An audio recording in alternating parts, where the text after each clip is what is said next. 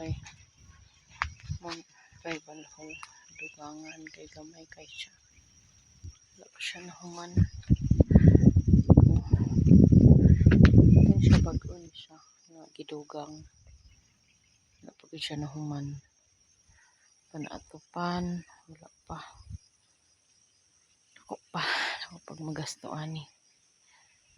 Hinahanglan pa og mga kahoy, lansang, sin. So gidugangan na mo siya kay gamay di maigo niya. Tapos sa dayon dito ang kinanglan mautro siya kay kabuk na. May rentaw niya ang tribal hall. Nanamisin pero kulang pa siya. Tagpi lang yung taon sa anak kay saon man pitos pamangking panudlanan. So kinahanglan siya uguan more nga materialis. Kitakuan siya kay adtong December tribal party mi niya kay daghan baya. So dili gyud siya masulod na nag-ulan. Timing man gyud nga pag December din mo ulan. Dili maigo, naghuot mi sa sulod so kinahanglan jud siya dugangan para pagka next nga December okay na siya.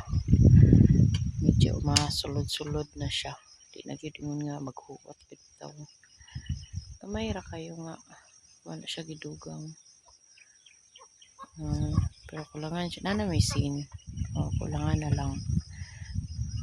And then materialis kulangan pa. So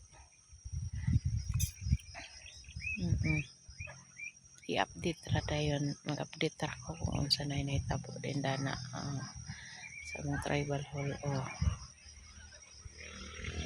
balay pa lang na siya kay kulang pang materialis. Diyan pa kulang ana. So pandingding, pang atop, and then pang lansang kahoy kulangan pa siya. So mag-update lang ko sa sunod. Gabog-gabog naman sa good na so kinanglan na gid siya.